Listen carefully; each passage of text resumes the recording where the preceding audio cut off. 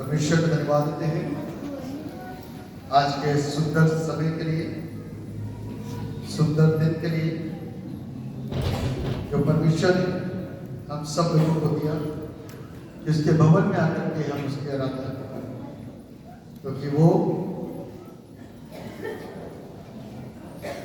मेरे और आपके जीवन को अपने घर से आशीषित करें। आमीन। उसका घर मालूम क्या है? आशीषों का केंद्र। जैसे कहते हैं ना विद्यालय। मेरा प्रश्न होता है, कई बार लोगों के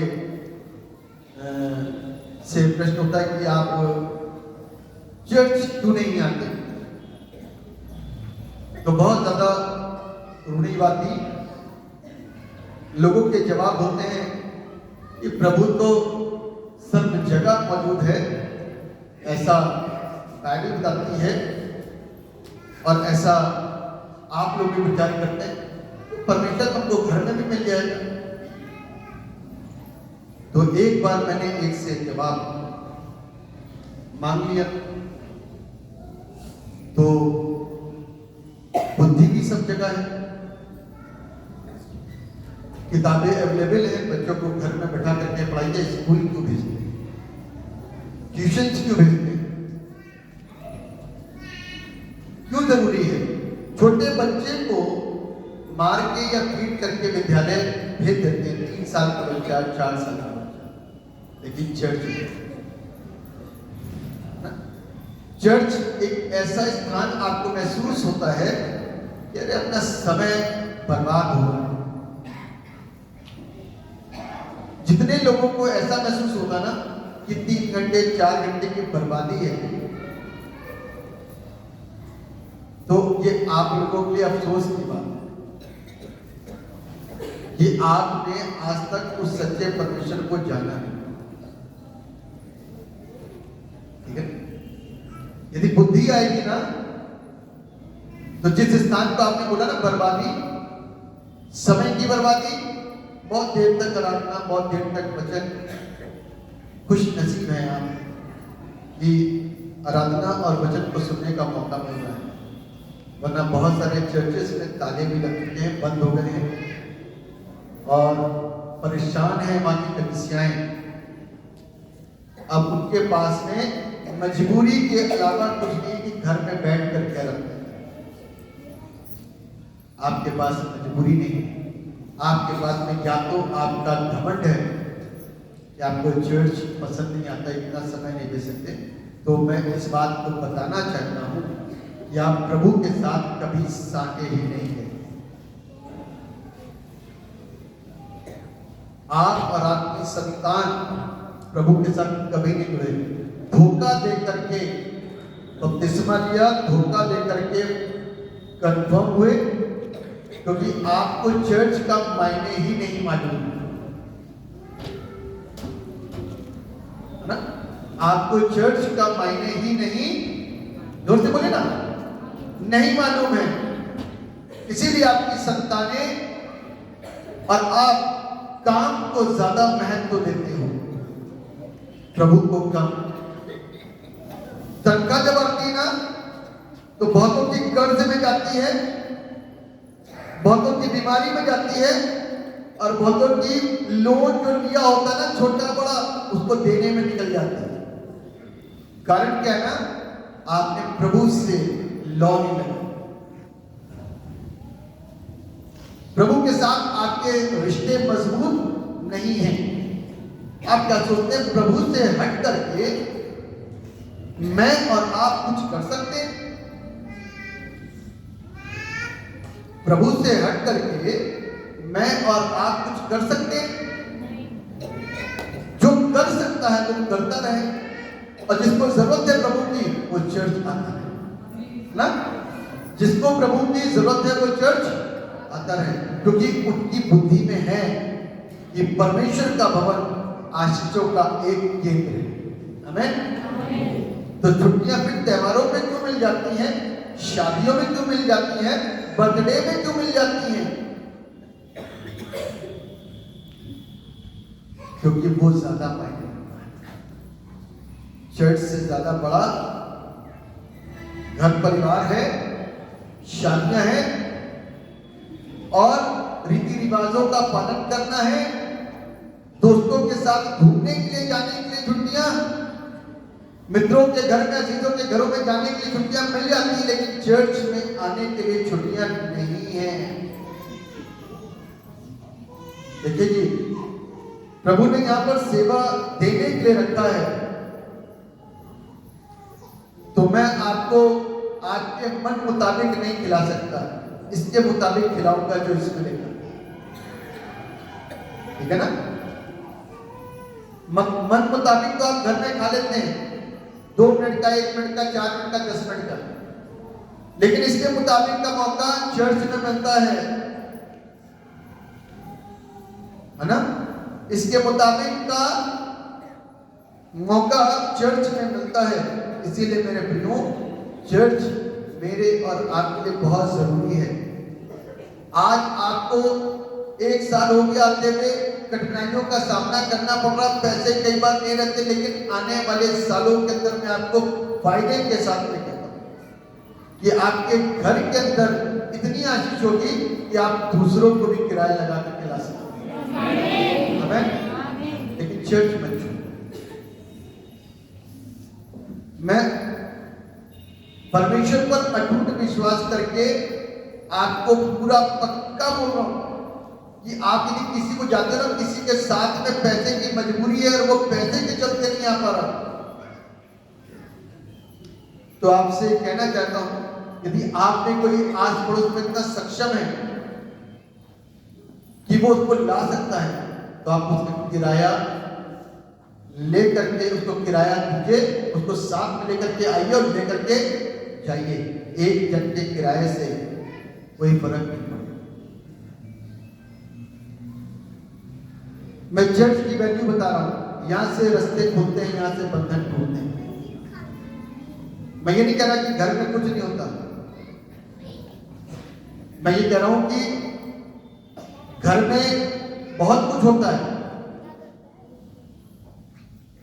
लेकिन फिर भी स्कूल भेजा जाता है। तो इसलिए घर में आप बहुत हुआ करते हैं, लेकिन फिर भी चर्च आना पड़ता है। क्यों? क्योंकि घर में आपको कई बार प्रभु के सेवक नहीं मिलेंगे, जैसे कि टीचर अवेलेबल नहीं होते घर में, और कई बार घर में टीचर होते हैं, लेकिन बच्चे अपने माँ बाप जो टीचर होते हैं उनसे पढ़ते नहीं। तो मैं बताना मांग रहा हूं आपको चर्च की वैल्यू। चर्च की वैल्यू क्या है आपको पता होनी चाहिए। This is the house of the Lord, ये परमेश्वर का घर, भवन है। और बाइबल हमको बताती है, मेरे साथ निकाल लीजिए वचन संहिता, उसका 65 अध्याय, पेज नंबर 698, वचन संहिता उसका 65 अध्याय और उसके 4 पद को बड़े आराम से पढ़ो।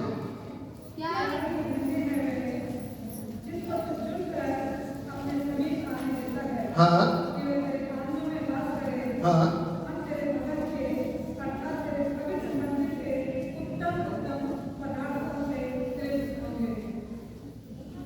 हम तेरे भवन के अर्थात तेरे पवित्र मंदिर के उत्तम उत्तम पदार्थों से तृप्त। उत्तम पदार्थ क्या है जी? बहुत सारी चीजें उत्तम पदार्थ। जिसको बुद्धि की कमी हो तो बुद्धि मिल जाती है, जिसके फैसले हमेशा गड़बड़ होते हैं तो फैसला करने की समझ मिल जाती है। क्योंकि हमको तो मांगना नहीं आता, हम आए और हमने मांगा, प्रभु मेरे फैसले हमेशा उल्टे होते हैं। आपने रो करके बिगड़ा करके मांगा, उस दिन से फैसले सही होने शुरू हुए। प्रभु मैं बोलने में निपुण नहीं हूं, किसी के सामने बोल नहीं पाता, उस दिन से आपको परमेश्वर मूसा के समान इस्तेमाल कर सकता। परमेश्वर मैं बड़ा चिपचिप रहता हूँ, शाही रहता हूँ, बोलता नहीं, बड़ा शर्म आती है। उस दिन परमेश्वर अपने वचन को आपके मुंह में डाल करके उस शर्म को और उसके अलावा प्रभु मैं बीमार हूं, मेरी बीमारी के चलते लोग मुझसे घृणा करते हैं, प्रभु उस बीमारी से आपको आजाद करें।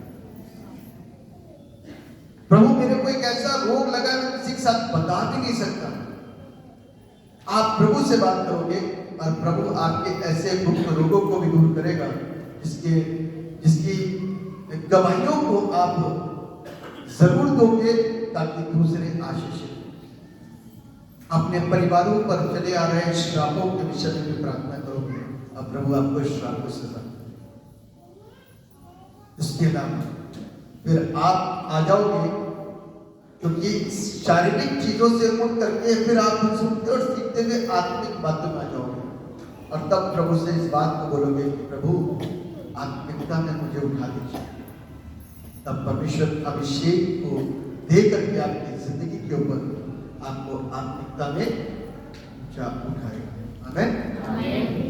ये है उत्तम पदार्थ और बहुत सारे, मैं एक चीज को खोल करके बयान नहीं कर सकता, लेकिन इतना जरूर कह सकता हूं कि परमेश्वर के पास आने से मेरी सारी जरूरतें पूरी भी होती हैं और कई बार मेरे को ऐसा लगता हो कि वो मेरी जरूरत है तो परमेश्वर करेक्ट करके और यहाँ का सिस्टम सेट करके मुझको ब्लेस करता है, क्योंकि यहाँ तो सिस्टम है कि ये मेरे लिए चीज अच्छी है। कई बार क्या होता है हमारे डिसीजन लाइफ पार्टनर को लेकर के होते हैं, हमें तो यही पसंद है। अब ये तो जिद है, यदि परमेश्वर नहीं चाहता कि वो आपके लिए सही है तो आपको पता कैसे चलेगा? परमेश्वर ही बताएगा, दूसरे ने तो बता दिया, लेकिन आपको तो लग नहीं जाएगा डायरेक्ट परमेश्वर बात करें। और आप परमेश्वर पर विश्वास करते हो तो आप एक बात बोलो कि प्रभु मेरी तरफ से तो यही है, लेकिन अब मैं आपसे ये प्रार्थना करता हूं और करती हूं, मेरी जिंदगी की दौड़ में चलते चलते मेरे जीवन काल के अंदर जो कुछ घटित हो इस रिश्ते को लेकर के वो आपकी मर्जी से हो। यदि है वो पूरा होगा, यदि नहीं है तो आपकी मर्जी से सब है।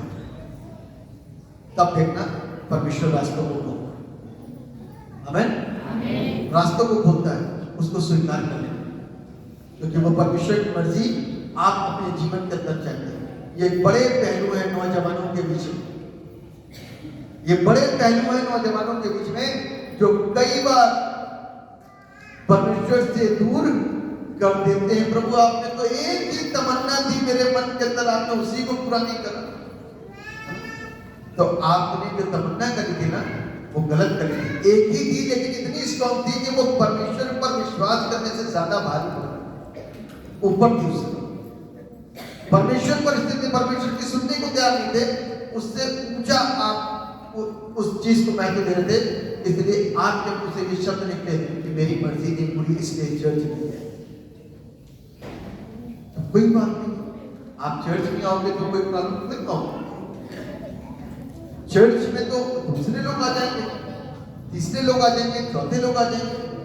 चर्च से थोड़ी ना परेशान होगा, परेशान तो आपने उस सच्चाई को छोड़ा, आपने उस सच्चाई को त्यागा। प्रॉब्लम आपकी होगी, चर्च की प्रॉब्लम, ठीक है? चर्च की प्रॉब्लम नहीं। इसलिए हम और आप उस सच्चे परमेश्वर पर विश्वास करके आगे चलेंगे। आज बड़ा खूबसूरत सा एक छोटा सा टॉपिक है, मैं आपके साथ शेयर करना चाहता हूँ और मैं चाहूंगा कि सब लोग इसको ध्यान से सुने और सुन करके आशीषित हैं। The coming of Christ is good news for the oppressed, यानी कि समाज के तमाम दबे कुचले लोगों के लिए मसीह यीशु के आगमन पर एक शुभ समाचार है ना? यीशु मसीह जब आया तो आने के साथ क्या लेकर के शुभ समाचार लेकर। कैसा शुभ समाचार? गुड न्यूज कैसी वाली? आज की तारीख में तो हमको गुड न्यूज पैसे से बड़ी कोई लगती नहीं, मकान से बड़ी कोई लगती नहीं है, नौकरी से बड़ी कुछ लगती नहीं है। यही गुड न्यूज होती है। गरीबी रेखा वाला घर बन जाए कहीं से पैसा हाथ लग जाए, कहीं से कुछ हो जाए, तो इससे बड़ी गुड न्यूज हमारी लाइफ के अंदर कुछ होती ही नहीं, है ना। लेकिन बाइबल हमको कुछ और सिखाती है। बाइबल हमको बताती है एक उससे बड़ी गुड न्यूज। सोच लीजिए आप कि यहां का जो विषय है आज, कि समाज के दबे कुचले लोग किसको कहा जाता है? दबा कुचला कौन है आज की तारीख में? कौन है दबा कुचला? किसको आप दबे कुचले की संज्ञा दे सकते हो? कौन है?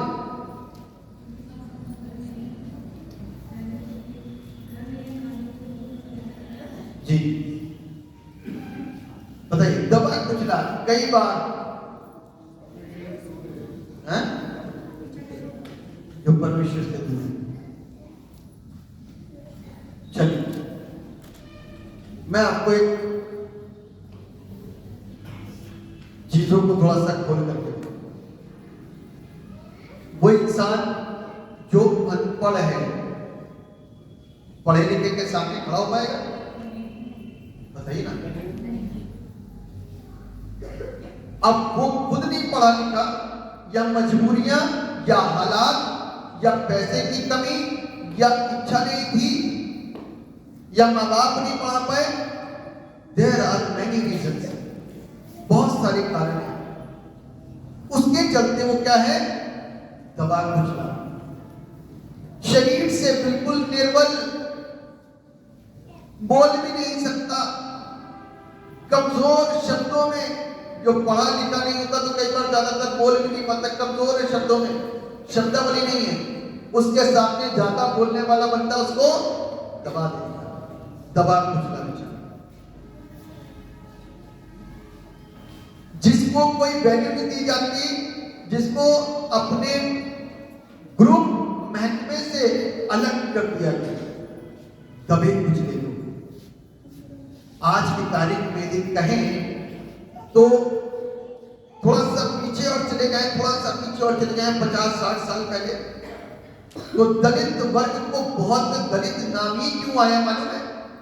दबा करके, दबा कुचला, उनके साथ में दुर्व्यवहार। तुम्हारा काम यही है, इससे ज्यादा बढ़ नहीं सकते, तुम्हारे लिए एजुकेशन नहीं है, रास्ते बंद। बहुत सारी जगहों पर लड़कियों के लिए एजुकेशन नहीं है, लड़के को तो पढ़ाएंगे, लड़कियों के लिए एजुकेशन के दरवाजे।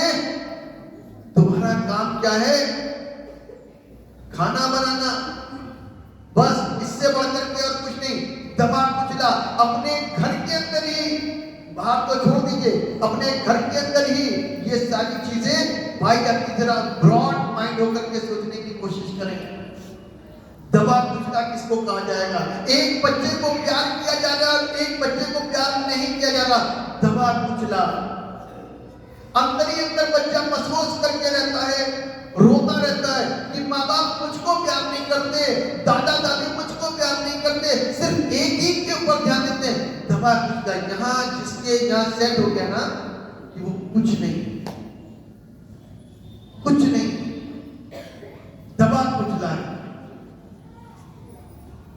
उस बंदों के लिए गुड न्यूज है, ऐसे लोगों के लिए गुड न्यूज है, ऐसे लोगों के लिए आनंद का सुसमाचार है, ऐसे लोगों के लिए खुशखबरी है, क्योंकि यीशु आया कैसे लोगों के लिए? उन लोगों के हाथों को पकड़ने के लिए। क्योंकि वो अपनी बात को अपने पिता से नहीं बोल सकते, अपनी बात को अपनी माता से नहीं बोल सकते, अपनी बात को अपने बड़े भाई बड़ी बहन से नहीं बोल सकते, अपने समाज के लोगों से नहीं बोल सकते, अपने पड़ोसियों से नहीं बोल सकते। जिससे बोलेंगे वो उसको दबा देगा और कहेगा चुप रहे, तू यही रह, तेरा काम यही है, चुप रहे, नहीं पढ़ाएंगे तुझे, खाने को तो नहीं मिलेगा, कपड़े ऐसे ही मिलेंगे। तभी किससे बात करेंगे? किससे बात करेंगे? तब बाइबल करती है। जगत के, समाज के जितने दबे कुचले लोग थे, आपको मालूम है इजराइल कौम को मिस्रियों ने पूरा दबा दिया था। क्या करा था? गुलाम बना लेना, तो दवाई लेना होगा। क्या बना दिया था? गुलाम बना दिया था। जैसा कहेंगे वैसा करोगे, उससे हट करके, उससे बढ़ करके कुछ नहीं। ये गुलामी की जो एक व्यवस्था हमारे बीच में, हमारे समाज में आ गई, एक व्यवस्था है ये गुलामी की, उससे दूर करने के लिए प्रभु यीशु मसीह का आगमन हुआ। आज जब यहां पर चर्च में लोग बैठे हैं, आप लोगों की सोच ऐसी होगी, मेरी सोच ऐसी नहीं, क्योंकि यहां पर आने वाले किसी भी व्यक्ति से ना तो मैंने कभी उससे उसका धर्म और ना उसकी कभी जाति पूछी, और आप लोग आज भी जाति को ध्यान में,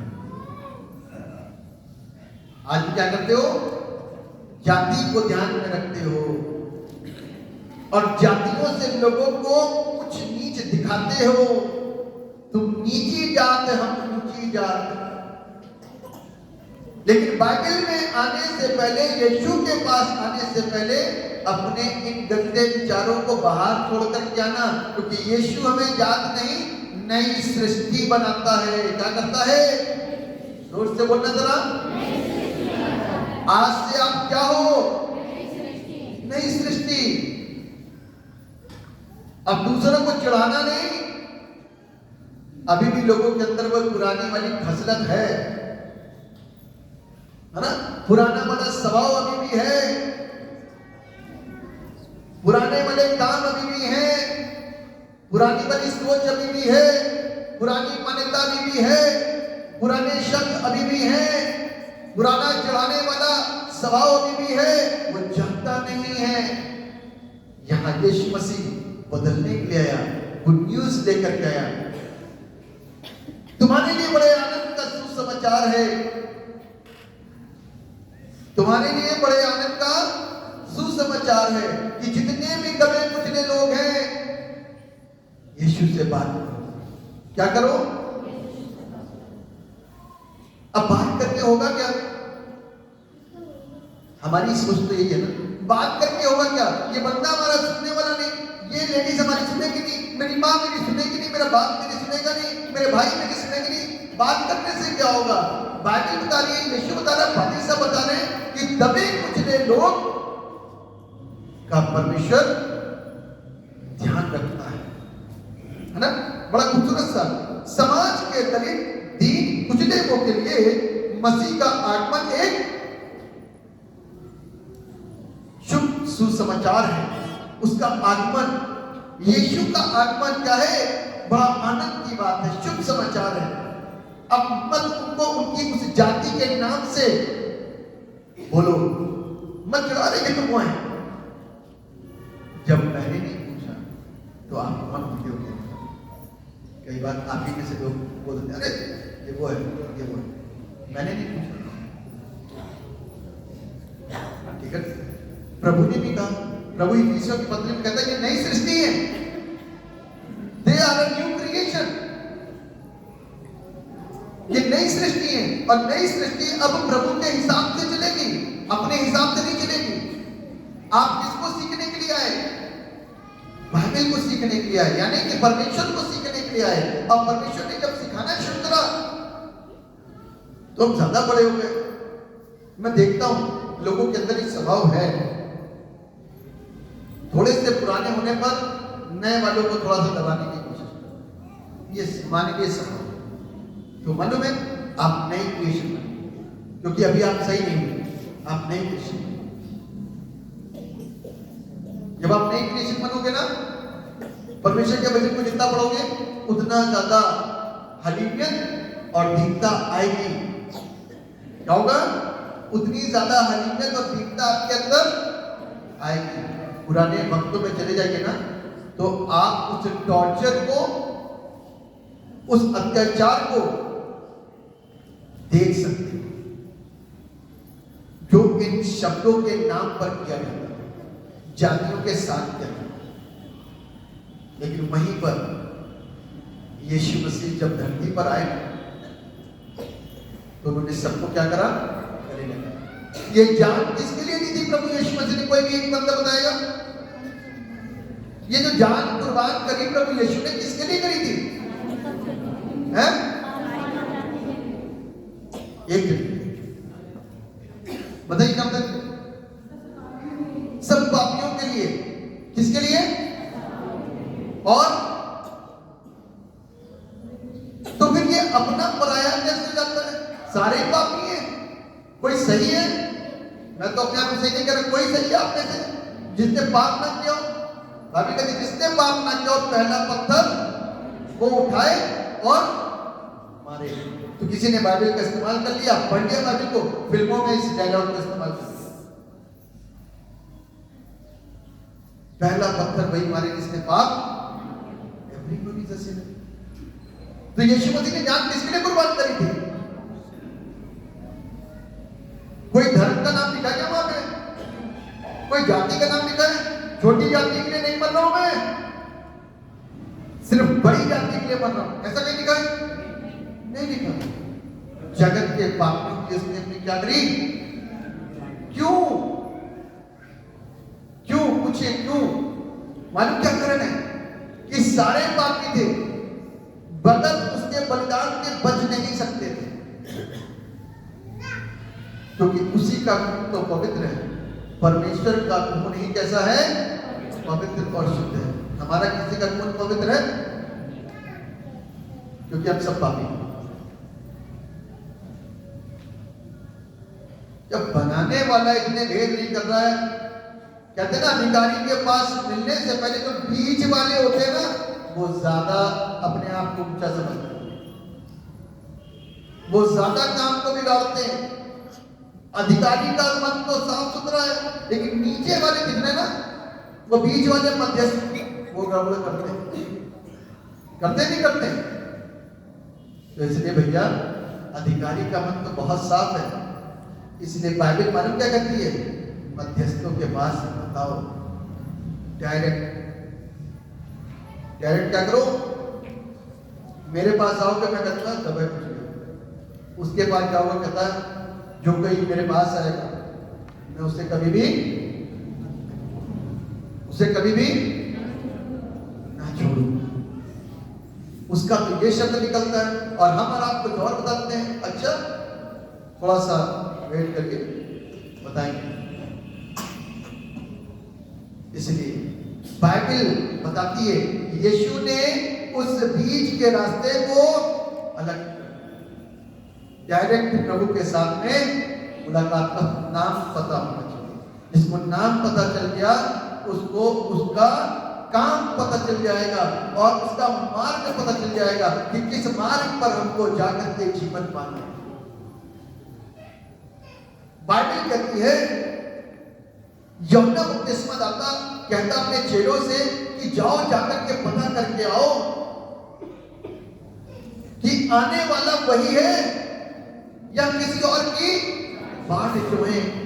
तब प्रभु यीशु मसीह ने मालूम क्या कहा? ये एक बड़ा अच्छा सा सवाल है, ये एक बड़ा अच्छा सा सवाल है।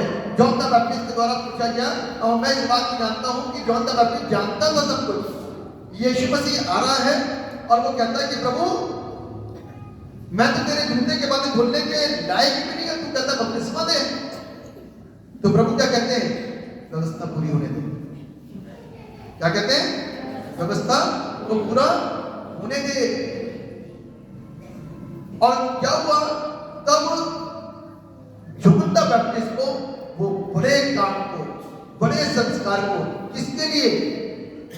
परमेश्वर के लिए करना पड़ा। क्या करना पड़ा?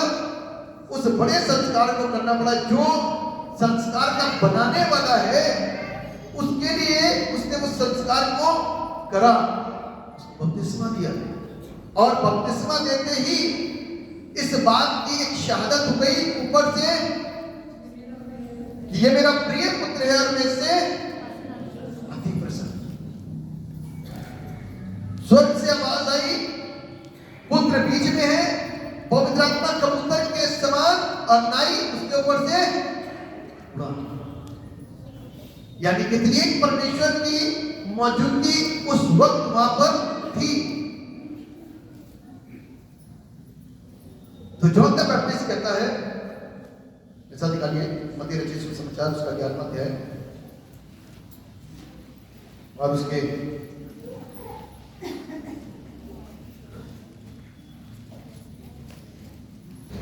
इसके दूसरे पद को पढ़िए, कोई भी है आराम से। यूहन्ना ने हाँ। बंदीगृह में मसीह के कामों का समाचार सुना और अपने चेलों को उससे यह पूछने भेजा। यूहन्ना ने बंदी गृह में मसीह के कामों का समाचार सुना और अपने चेलों को उससे यह पूछने भेजा, क्या आने वाला तू ही है या हम किसी दूसरे की बात में हैं? यीशु ने उत्तर दिया, जो कुछ तुम सुनते हो और देखते हो वो सब जाकर यूहन्ना से क्या करो, किसी को भेजा करो। जब यूहन्ना आया ना, यूहन्ना क्या कहते चेला आया यीशु के पास, तो यीशु ने चेले को मान क्या बोला था बताइए? हाँ, उसने ये नहीं बोला कि मैं खुदा हूं, यहां पर नहीं बताया। वो हमेशा क्योंकि वो अपने आप को शून्य करके आया था। बाइबल इस बात बताती ना, फिलिपियों की पुस्तक लिखा है कि उसने अपने आप को शून्य किया, तो वो अपने आप को प्रूफ ही नहीं कर रहा है, उसके काम उसको प्रूफ करेंगे। क्या होगा? उसके काम उसको प्रूफ करेंगे। तो कहता है जा करके यूहन्ना से कह देना, जो कुछ तुम देखते हो, और जाकर यूहन्ना से कह दो जो कुछ तुम सुनते हो वो जाकर के यूहन्ना को बता दो। अब क्या बताना है कि अंधे देखते हैं, लंगड़े चलते फिरते हैं, कोढ़े शुद्ध किए जाते हैं और बहरे सुनते हैं, मुर्दे जिलाए जाते हैं और कंगालों को सुसमाचार सुनाया जाता है। और धन्य है वे जो मेरे कारण ठोकर अंधे देखते हैं, लंगड़े चलते हैं, गूंगे बोलते हैं, कोढ़े शुद्ध किए जाते हैं, मुर्दे जिलाए जाते हैं और कंगालों को सुसमाचार। अब सबको अपनी लग गई। अब फर्ज करिए यहाँ पे सब बड़े बड़े धर्म के बहुत सारे धर्म बड़े बड़े धर्म के लोग पड़े हैं, बड़े बड़े धर्म के लोग, और वहीं पर छोटी जाति भी खड़ी है। बड़े धर्म का एक बंदा अंधा है, वहीं पर दूसरे वाले धर्म का एक लंगड़ा है, वहीं पर तीसरे वाले धर्म का एक बहरा है, वहीं पर चौथे धर्म का एक कोढ़ी है, वहीं पर पांचवें धर्म को लाके फटक जाए तो मर गया, इसको भी कुछ करो। और बेचारा आखिरी जो जाति थी तो कंगाल ना, उसको बेचारा बोल दिया। अब वहां पे कोई फाइट करेगा? ये जितने धर्म के लोग हैं वहां फाइट करेंगे आपस में? एक तू कैसे आया भैया, तू देख नहीं पाता, तू कैसे ऐसी बातें कर रहा है, तू सुन नहीं पाता, तू कैसे ऐसी बातें कर रहा है, तू पूरी रीति से देख नहीं सकता, बोल नहीं सकता, सुन नहीं सकता, मरा पड़ा है, ऐसी बातें क्यों करते हो? जब जिसकी जो आवश्यकता होती है ना किसी भी धर्म का होगा, तब वो कुछ नहीं बोलेगा। ठीक होने के बाद हमेशा लोग बोलते हैं, है ना? क्या होता है?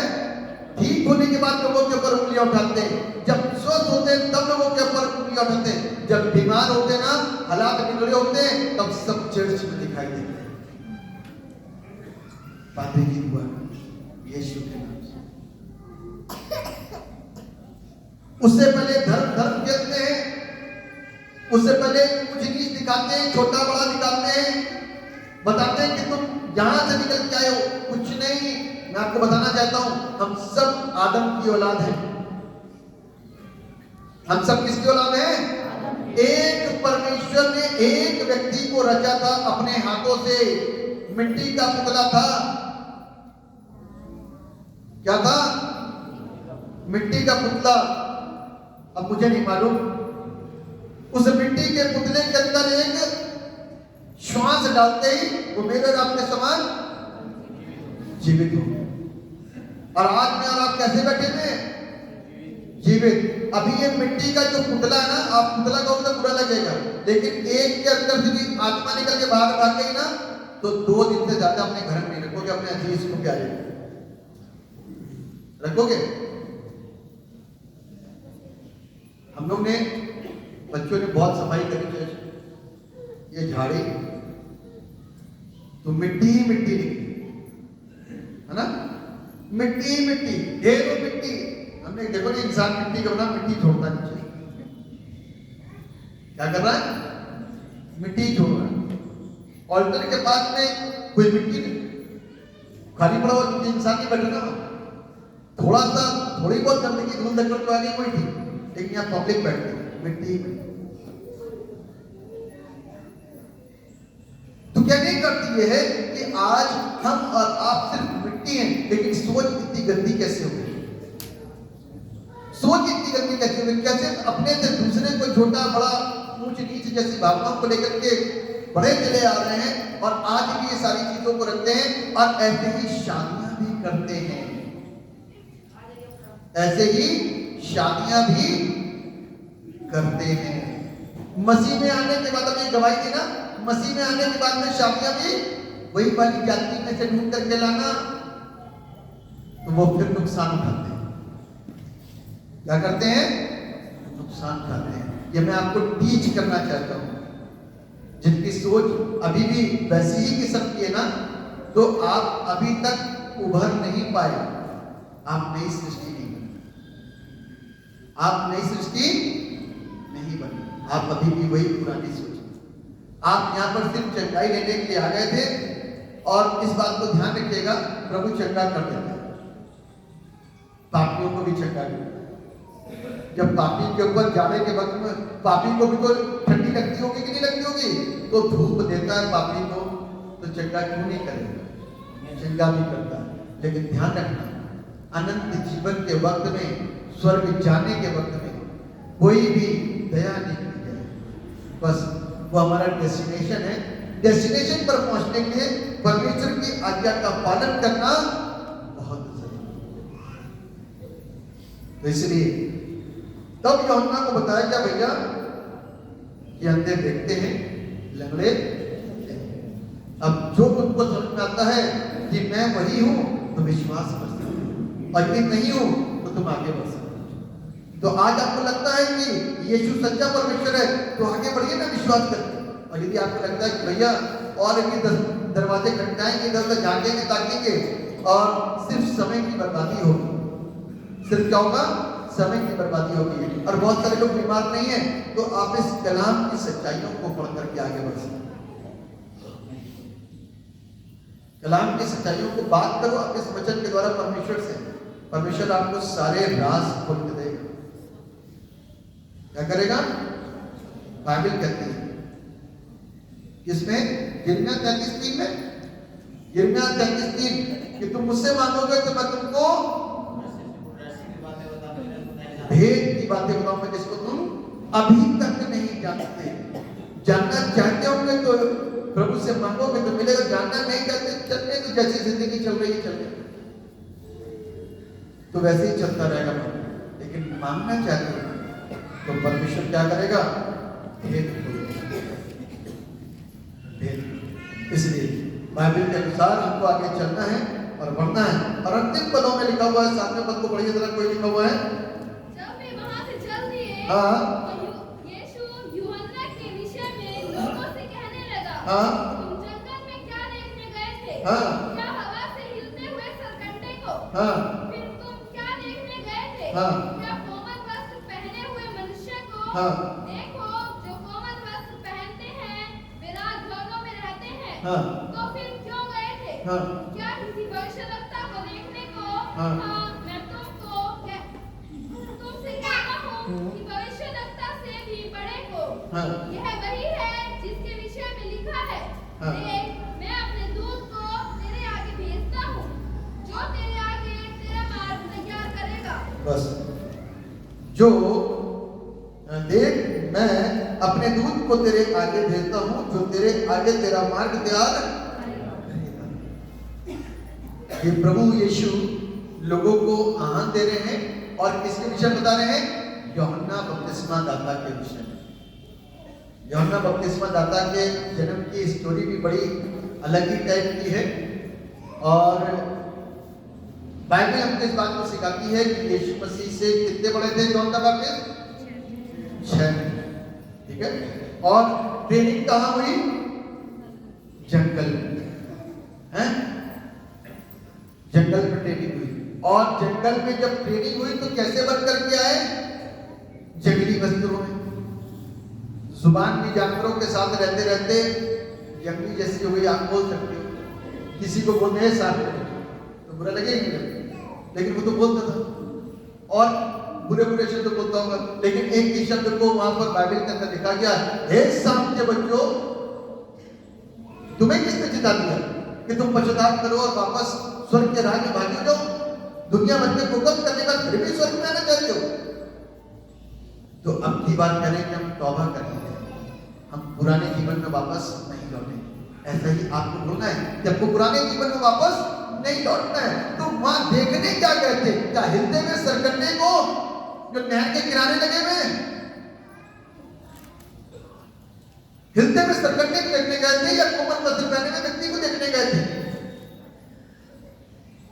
वो नबी को देखने गए। सबसे बड़ा वो, जब कोई प्राइम मिनिस्टर आता है ना किसी भी देश के अंदर, तो प्राइम मिनिस्टर के आने से पहले एक एम्बेसडर आता है। क्या आता है? दूध, जो पहले सारी बातचीत करता है, मार्ग तैयार करता है, उसका आना जाना रहना सहना सब कुछ देखता है, कहां पर कैसे क्या होगा। उसकी तरीके से जब वो सेटिस्फाइड हो जाता है, तब जाकर के प्राइम मिनिस्टर को ओके की मोहर मिलती है, तब प्राइम मिनिस्टर जाता है उस देश के अंदर। पता है आपको? तब प्राइम मिनिस्टर उस दूसरे देश में होता है, उससे पहले नहीं। तो ये क्या हुआ?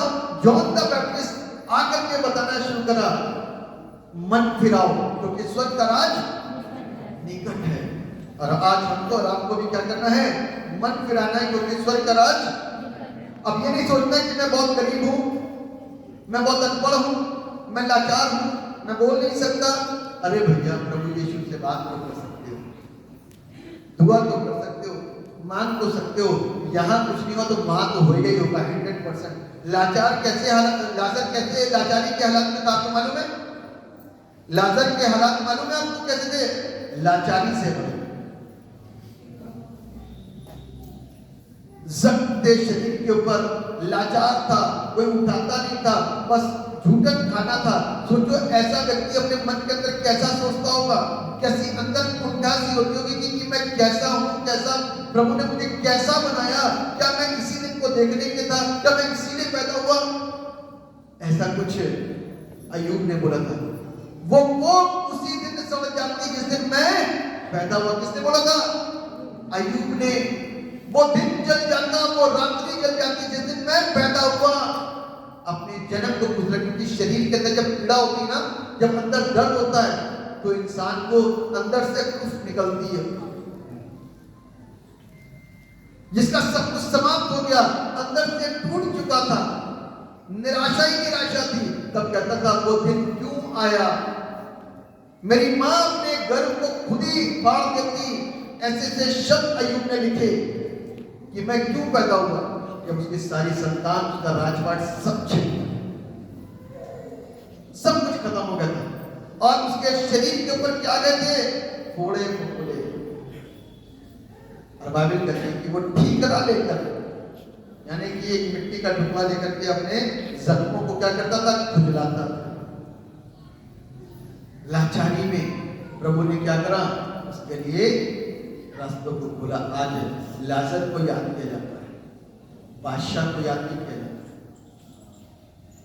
आज अय्यूब को याद किया जाता है, शैतान की योजना को याद नहीं किया जाता। शैतान की योजना तो सबके लिए कैसी है, लेकिन अय्यूब किस तरीके से बाहर लाया गया उसको याद किया जाता है। अय्यूब के मुख से अपशब्द नहीं निकले उसको याद किया जाता है। अय्यूब की सहनशीलता को याद किया जाता है। इतना बड़ा सम्मान अय्यूब ने कभी अपनी जिंदगी में नहीं सोचा होगा, जो प्रभु ने उसको दिया। तो मैं आपको बताना चाहता हूँ कि कोई यदि सोच के साथ अपने जीवन को जीता है कि मैं तो कम पढ़ा लिखा हूँ, मैं तो इन लोगों के साथ नहीं रह सकता, मैं इस ग्रुप में नहीं आ सकता, मेरी एजुकेशन कम है, मैं अच्छा इंग्लिश नहीं बोल सकता, मैं अच्छी हिंदी नहीं बोल सकता, मैं ऐसा हूँ, तो ऐसे लोगों के लिए गुड न्यूज़ है कि परमेश्वर उनके साथ में, उनके लिए रक्षक और उनकी ढाल बन करके, उनके लिए प्रबंधकर्ता बन करके खड़ा हुआ है। आज वो उनके लिए है जिनको कोई स्थान नहीं मिला। हर एक उस व्यक्ति के लिए जिसको इज्जत नहीं मिली, हर एक उस व्यक्ति के लिए जिसको कोई भी समाज में स्थान नहीं दिया, हर एक उस व्यक्ति के लिए जिसको कोई भी पूछता नहीं, तो परमेश्वर उसके लिए। लेकिन एक बात को जरूर बोलूंगा, जिस लाचारी होकर के प्रभु से बातें करो, प्रभु जब सुधार देगा ना, तो काम गड़बड़ मत करना। अपने पुराने वक्त, पुराने दिन, पुराने हालात को जरूर याद रखना कि प्रभु ने कहां से उठा के कहां पहुंचाया। क्योंकि मैं जानता हूं कि लोगों के हालात बदल जाते हैं, आवाज चेंज हो जाती है, स्वर चेंज हो जाते हैं, और आंखें बदल जाती हैं, जुबान बदल जाती है, सब कुछ चेंज होता है। इसलिए कई बार सख्त होकर के हम जैसे लोगों को थोड़ा सा एक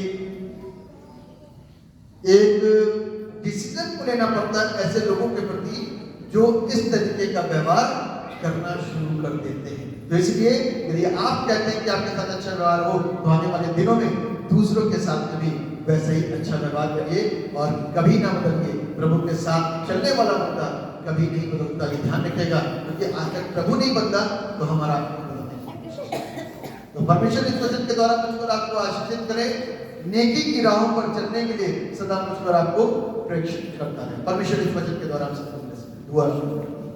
परमेश्वर पिता आपको धन्यवाद देते हैं, आपकी तमाम आशीष हम शुक्रगुजार हैं पिता परमेश्वर। आज दुनिया में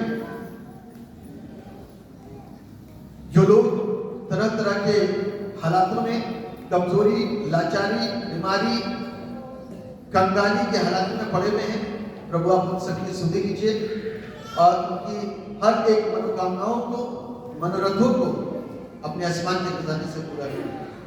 और उनके लिए पिता परमेश्वर आप यहोवा हीरे बन करके खड़े हो जाइए और पिता परमेश्वर उनके लिए रास्तों को खोल दीजिए।